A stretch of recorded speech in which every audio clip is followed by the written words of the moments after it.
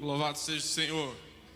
Glória a Deus. Abra sua Bíblia, por gentileza, lá no Evangelho de Marcos, no capítulo 16, verso 15. Cumprimento vocês com a graça e a paz de Jesus. Você que está nos vendo também, que a graça e a paz de Jesus inunde o lugar onde você está aí.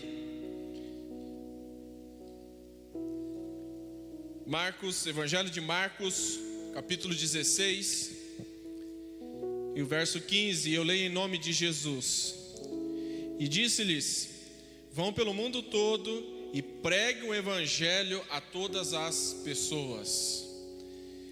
Vão pelo mundo todo e preguem o evangelho a todas as pessoas. Feche seus olhos, converse com Deus junto comigo. Amado Jesus, te louvamos, te bendizemos, te honramos e te engrandecemos, porque o Senhor é o dono de nossas vidas, o Senhor é a centralidade de tudo que existe, tudo foi feito por meio do Senhor e para o Senhor.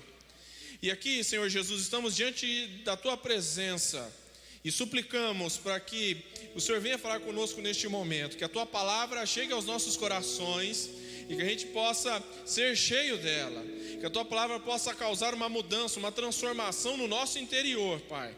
É isso que te rogamos, suplicamos agora, neste momento, de meditarmos, ouvirmos e recebermos a Tua palavra. Por favor, Senhor Jesus, atua e age em nosso meio, para a honra e glória do Teu nome. Amém. Amém. Pode ficar à vontade, você que está aqui. Irmãos, hoje, pela graça de Deus, nós estamos iniciando mais uma série de sermões, como foi dito já pelo diácono Marcelo. Essa série de sermões está sendo promovida pela Junta de Missões da Convenção Geral das Igrejas Adventistas da Promessa. Então a Junta, ela é um órgão da nossa igreja que se dedica tão somente a missões. Nós temos algumas igrejas espalhadas pelo mundo e é essa junta que organiza, coordena isso. E ela está promovendo uma série de sermões cujo título é Pregue o Evangelho. Reflexões acerca dos importantes aspectos da pregação do Evangelho para o cumprimento da missão. Então, essa série será feita nesse mês, né? E nós estaremos iniciando hoje com o sermão intitulado O Imperativo da Pregação do Evangelho. Então, o título do sermão dessa manhã é O Imperativo da Pregação do Evangelho. E quando a gente fala em imperativo, vem na nossa mente uma ordem. Imperativo quer dizer uma ordem.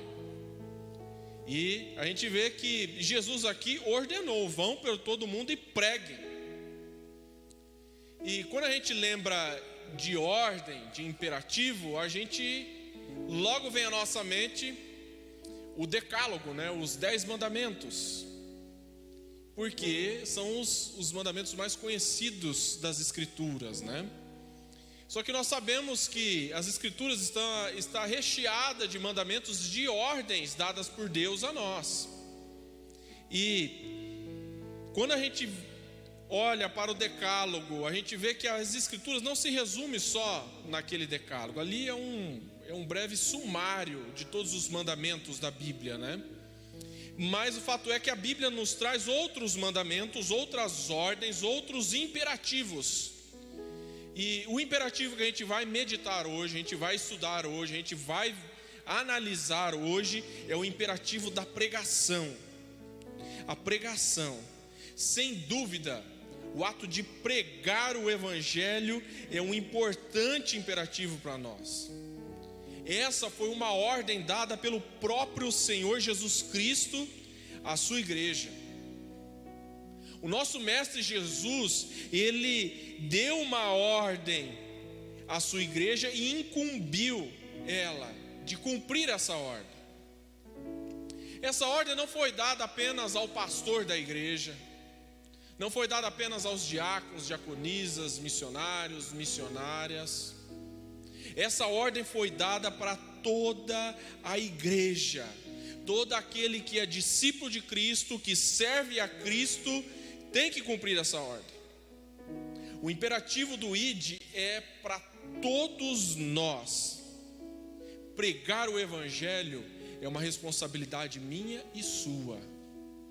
Pregar o Evangelho é uma responsabilidade das crianças também. É uma responsabilidade dos jovens, dos adultos, dos idosos, enfim. É uma ordem que não abrange idade, que não abrange sexo. É uma ordem universal dada a Jesus, dada por Jesus à sua igreja. E essa ordem, irmãos, é uma ordem de extrema relevância para mim e para você. Porque por intermédio dessa ordem é possível nós conduzirmos as pessoas ao conhecimento de Cristo. Por meio dessa ordem a gente leva o amor de Deus às pessoas, àqueles que não conhecem a Cristo. E é com isso em mente, tendo em nossos corações agora que nós devemos cumprir essa ordem de pregar o Evangelho, esse imperativo, nós vamos estudar nessa manhã 3 aspectos do imperativo da pregação do Evangelho. E o primeiro aspecto desse imperativo é que ele envolve uma autoridade suprema. O primeiro aspecto dessa ordem é que ela envolve uma autoridade suprema.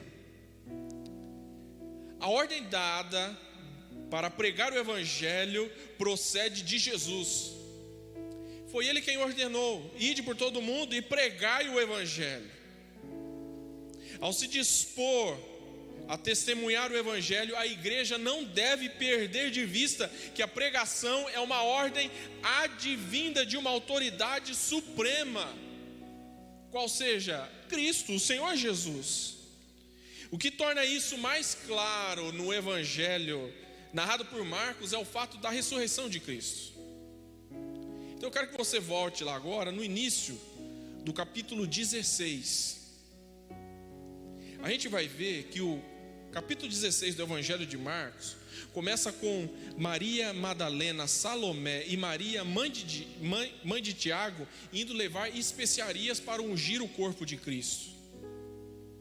E aí elas chegaram diante do túmulo onde Cristo estava sepultado, e ali elas viram que a pedra que tampava aquele sepulcro não estava mais ali. E o anjo chegou diante delas e falou: olha, ele ressuscitou, ele não está mais aqui. Por isso que essa ordem, que envolve uma autoridade suprema, ela é corroborada pelo fato de que essa autoridade suprema, ela ressuscitou entre os mortos. Essa autoridade venceu a morte. Essa autoridade venceu o maior obstáculo de todo ser humano, que é a morte. Algo que eu e você sabemos que se Jesus não vir antes, a gente passará por essa consequência advinda pelo pecado, desde lá da criação do mundo. E Jesus, essa autoridade suprema que nos deu o imperativo de pregar o Evangelho, ele venceu a morte. Isso qualifica para ser uma autoridade. Isso qualifica para nos dar essa ordem. Ora, ao ressuscitar dentre os mortos, Jesus prova que não foi um simples profeta, mas Jesus comprova que Ele é o Filho de Deus, o Messias aguardado há muito tempo, o algoz da morte e o Senhor da vida. Porque, irmãos, na época, os judeus esperavam um grande Messias que viria com toda a pompa, com toda a glória, com todo o poder. Mas Jesus não. Jesus nasceu numa manjedoura. Jesus veio em cima de um jumentinho. Jesus viveu uma vida simples, porque Ele veio para servir. E então, com a sua morte e ressurreição, Jesus comprova de forma cabal, plena, completa, que Ele não era um simples profeta, como muitos acreditavam. A galera da época que Cristo viveu achava que Ele era um grande mestre, alguém muito importante, mas não acreditavam que Ele seria o Messias, que Ele seria o Filho de Deus, aquele que viria para salvar o mundo. O evangelista Mateus, em seu evangelho, confirma a autoridade de Jesus. Ele mostra que Jesus, após ter provado aos discípulos que havia ressuscitado, lhes disse: é-me dado todo o poder no céu e na terra. Foi dada essa autoridade, e isso se manifestou na ressurreição de Jesus. Por isso o qualificou a dizerem para os discípulos, ao darem a ordem: preguem o Evangelho. Preguem o Evangelho, porque quem está dando essa ordem é uma autoridade suprema. Aquele que os comissionou a pregar o Evangelho, esse Jesus que deu essa ordem, ele passou pela maior das dificuldades de todo ser humano, que foi a morte. Apenas o Messias, o Filho de Deus, aquele que veio para resgatar o ser humano, tinha esse poder de ressurgir entre os mortos. E Jesus demonstra isso de forma cabal.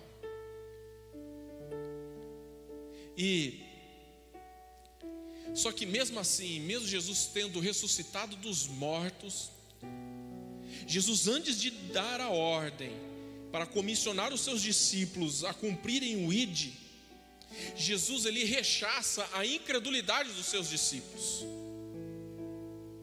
Porque quando Jesus ressuscitou e Jesus se apareceu a Maria Madalena e falou para ela: vai e conta para eles que você me viu. Ela foi lá, contou, e eles não acreditaram. No próprio capítulo 16 narra isso. Jesus também, no meio de um caminho, encontra 2 discípulos. Jesus aparece para eles. Jesus falou: vai e conta para os teus amigos lá que eu ressuscitei. E não acreditaram nele. Finalmente Jesus aparece onde eles estavam comendo, para os seus discípulos. E teve um lá que falou: se tu és o Cristo, mostra a tua chaga aí, que eu não estou acreditando que você ressuscitou. Os próprios discípulos de Cristo, aqueles que logo mais receberiam a ordem de cumprir o ID, não estavam acreditando.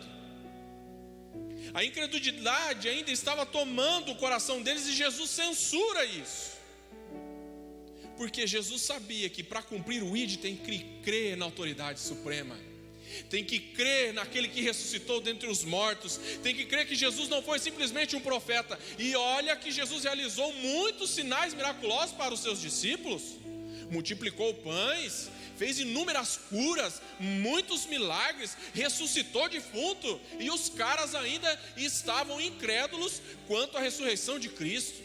Não, Jesus fez todas essas coisas, mas ressuscitar não, ele não ia ressuscitar.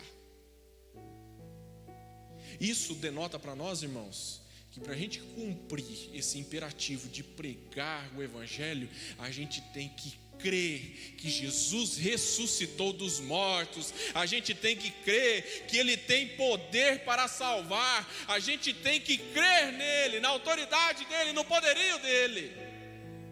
Romanos 1,16, aquele texto que foi lido pelo Marcelo aqui: não me envergonhe do Evangelho, porque é o poder de Deus para a salvação de todo aquele que crê, irmãos. O Evangelho é poder, porque Jesus, ele detém a autoridade suprema. Esse Evangelho penetra nos corações, esse Evangelho chega até os corações, porque Jesus detém poder, aleluia. Ele venceu a morte, e se ele venceu a morte, ele está qualificado para nos salvar. Não fiquemos nessa incredulidade que os discípulos tinham, irmãos. Muitas vezes a gente pode ver um amigo nosso, algum conhecido nosso: e vida torta, isso aí não tem salvação não. E é daí que o nosso coração às vezes fica meio incrédulo, né? A gente tem até medo de falar alguma coisa, porque isso aí não tem jeito. Mas para Jesus tem, irmãos. Jesus detém poder. Lance a semente, lance a palavra. O Evangelho que pregamos é o Evangelho de poder. Não serão com palavras persuasivas, não serão com palavras bonitas que nós vamos convencer as pessoas a crerem em Jesus, mas é o próprio poder que há nessas palavras, porque o Evangelho que pregamos é o Evangelho de poder. A autoridade que deu essa ordem para nós detém todo o poder. E para os discípulos cumprirem o ID, o imperativo de cumprir a missão, eles tinham que crer na autoridade que havia dado essa ordem para eles. Então Jesus censura a incredulidade deles, rechaça a incredulidade deles e fala: agora vocês estão aptos, porque agora vocês creem em mim, creem que eu sou o Messias, aquele vindo da parte de Deus. E então, se você ver lá no verso 20 do capítulo 16, olha o que diz: então os discípulos saíram e pregaram por toda parte, e o Senhor cooperava com eles, confirmando-lhes a palavra com os sinais que o acompanhavam. A partir do momento que não havia mais dúvida no coração deles, que Jesus havia ressuscitado dentre os mortos, eles cumpriram o ID e saíram pregando o evangelho, e esse evangelho de poder cumpria a palavra que eles pregavam através dos sinais miraculosos que o Deus que detém todo o poder fazia no meio deles. Por isso, irmãos, eu encorajo vocês agora que a gente pregue o evangelho, porque ele tem poder.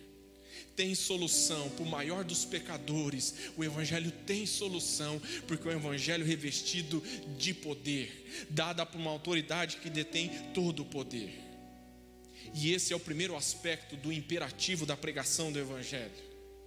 Ele foi dado por uma autoridade que detém todo o poder. O segundo aspecto é que a pregação do evangelho é uma ordem que aborda um conteúdo excelente. Ao comissionar os discípulos a pregar, Jesus é muito claro e específico quanto ao conteúdo da pregação. Jesus falou: ide e vão por todo mundo e pregue. Pregue o quê? O evangelho. O conteúdo da mensagem é clara diante da ordem dada por Jesus: preguem o evangelho. Vocês sabem que o evangelho significa boa nova, boa notícia. Para Marcos, a história de Jesus é a boa nova a ser proclamada. Logo, Jesus estava instruindo os seus discípulos a testemunhar acerca dele mesmo.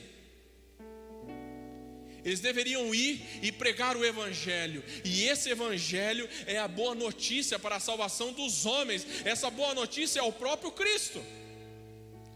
Eles viveram com Cristo, viram tudo aquilo que Cristo fez, e Jesus falou para eles: agora que vocês viram, presenciaram tudo isso que eu fiz, agora vocês preguem essa boa notícia, que eu ressuscitei dos mortos para salvar a humanidade.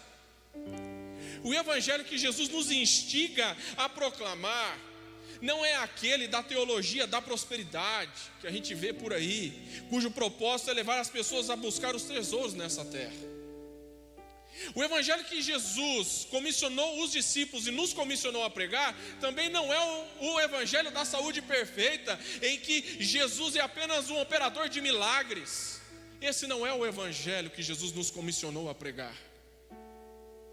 O evangelho que Jesus nos comissionou a pregar também não é aquele que propõe promover o pregador e ressaltar as suas qualidades, tornando-o o centro das atenções. Não é esse o evangelho.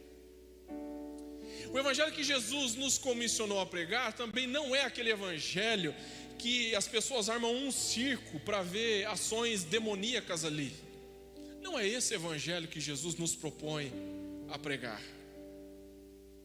O evangelho que devemos proclamar é a mensagem de que Deus está agindo por meio de Jesus, seu Filho, trazendo libertação ao cativo, quebrando o poder do diabo, do pecado e da morte. É esse o evangelho que Jesus nos propõe a pregar. Jesus é o excelente conteúdo deste evangelho. Como eu disse, que é o poder de Deus para a salvação de todo aquele que crê. Podemos até usar estratégias diferentes para a pregação, mas o conteúdo jamais nós podemos alterar ou substituir. O conteúdo do evangelho é Jesus. Ele é a centralidade das Sagradas Escrituras, Ele é a centralidade das nossas vidas, Ele é a centralidade de toda a criação. Jesus É Ele quem devemos dizer, é a respeito dele que devemos proclamar, é a respeito do amor dele, das obras dele, daquilo que ele fez, que nós devemos pregar. Jesus cura. Jesus nos abençoou com bens materiais, nos abençoa sim. Mas Jesus nos propõe a não só vivermos uma vida buscando essas coisas, mas Jesus nos propõe a viver uma vida de abnegação, uma vida de entrega, uma vida de redenção, uma vida de renúncia. Esse é o evangelho que Jesus nos propõe a pregar. A gente sabe que quando a gente aceita Jesus, e vocês que estão aqui aceitaram a Jesus, vocês sabem que quando a gente recebe Jesus como o nosso único Senhor e Salvador da nossa vida, muita coisa muda no nosso coração. Por quê? Porque Jesus, Ele nos tirou das trevas e nos resgatou para o seu reino de luz, de vida. Jesus nos libertou dos nossos pecados e nos leva a caminhar com Ele em novidade de vida. Mas essa novidade de vida envolve renúncia, envolve abnegação, envolve sofrimentos. Essas pessoas que pregam esse evangelho da saúde perfeita e a teologia da prosperidade, essas pessoas não pregam sofrimento, não pregam dor, porque não cola, né? Não é legal, isso não atrai. Mas Jesus, Ele carregou uma cruz. Jesus, lhe colocaram uma coroa de espinhos. Jesus, furaram a sua barriga, o pregaram no madeiro, perfuraram as suas mãos, seus pés com pregos. Jesus sofreu, Jesus padeceu, Jesus sentiu a dor da morte. Nem os seus discípulos foram capazes de ficarem acordados orando com Ele, naquele momento de angústia que Jesus passava lá no Getsêmani. Jesus estava sofrendo, padecendo, porque os pecados de toda a humanidade viriam sobre Ele lá naquela cruz. Isso não pregam por aí essas pessoas que pregam esse evangelho deturpado, mas o evangelho que as Sagradas Escrituras nos propõem a pregar é esse evangelho de restauração, de salvação, de abnegação, de libertação dos pecados. É isso que Jesus veio fazer. Jesus morreu no madeiro para nos unir novamente com Deus, porque quando o homem pecou, criou um distanciamento entre nós e Deus, havia um vácuo. E então Deus propõe o seu Filho para nos resgatar e para nos trazer a esse evangelho de luz. Façamos da pessoa de Jesus o centro da nossa pregação. Que Ele seja o conteúdo sempre abordado em nossas reuniões, na nossa roda de amigos, nos nossos pequenos grupos, nas nossas células, nos nossos cultos, em nossas programações dos ministérios, nas reuniões de comunhão. Que sejamos usados por Deus como instrumentos por meio dos quais os pecadores sejam levados a ter um encontro transformador com Jesus. Foi pregado aqui domingo. Se a gente ama a Deus, se a gente demonstrar o amor de Deus, nós iremos demonstrar que nós somos discípulos dele. Que a gente leve esse evangelho de amor, de graça, de compaixão aos pecadores. Jesus deve ser a pessoa pregada, e Ele é o conteúdo excelente do imperativo da proclamação do evangelho. O primeiro aspecto que a gente viu é que a pregação do evangelho é uma ordem que envolve uma autoridade suprema e um conteúdo excelente. E o terceiro aspecto agora, que envolve a pregação do evangelho, é uma ordem que requer um propósito grandioso.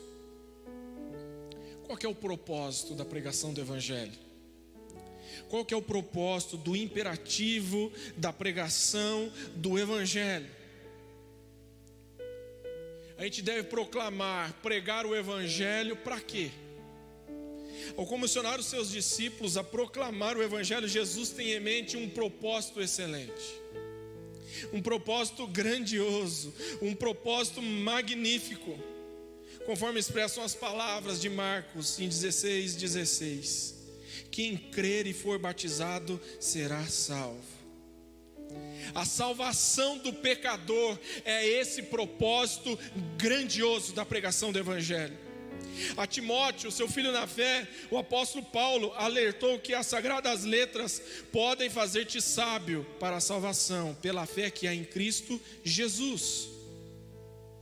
Portanto, o propósito da pregação não é promover entretenimento, não é promover autoajuda, não é promover prosperidade financeira, mas sim conduzir o pecador à salvação em Jesus.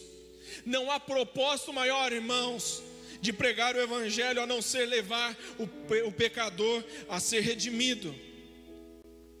Foi para garantir a nossa salvação que o Verbo se fez carne, isto é, Cristo se fez carne e habitou entre nós.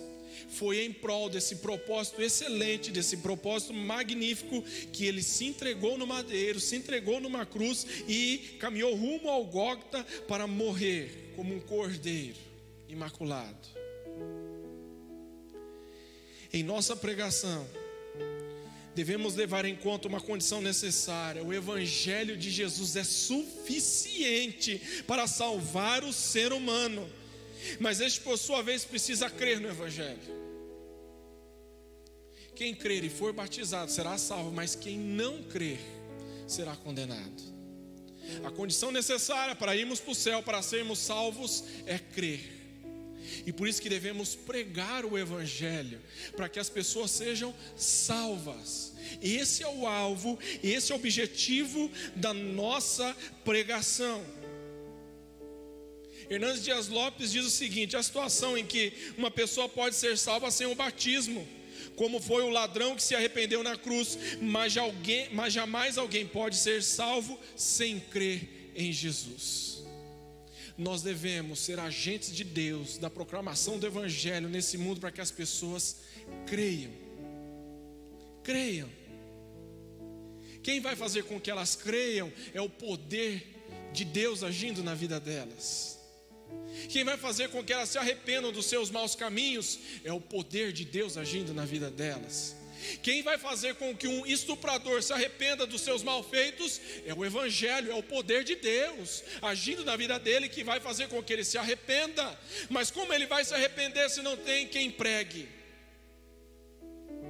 Como que levaremos as pessoas ao arrependimento se não pregarmos? Por isso Jesus nos deu uma ordem, é um mandamento extremamente necessário e importante para as nossas vidas: proclamar o Evangelho, certos de que aquele que crer em Jesus não será condenado, mas ressurgirá dentre os mortos no último dia. Quem crer no Evangelho terá o privilégio de viver eternamente com Cristo, pois ainda que perca a sua vida, por amor a Cristo a encontrará. É esse o Evangelho que devemos pregar, é esse Evangelho que salva o pecador. Esse é o propósito da nossa pregação: levar os pecadores a se arrependerem e a se entregarem a Cristo. Romanos 10, 9. Se com tua boca confessares ao Senhor Jesus, e em teu coração creres que Deus o ressuscitou dos mortos, será salvo. Portanto, é importante confessar com o coração, confessar com a boca e crer no coração. E é isso que devemos fazer, com que as pessoas confessem o Senhor Jesus com a sua boca e creem no coração delas que Jesus ressuscitou dentre os mortos, a fim de que elas sejam salvas. Esse é o conteúdo que devemos pregar, um conteúdo dado por uma autoridade suprema, a fim de que o pecador seja salvo. O propósito excelente. Amém, irmãos? Vamos ficar de pé?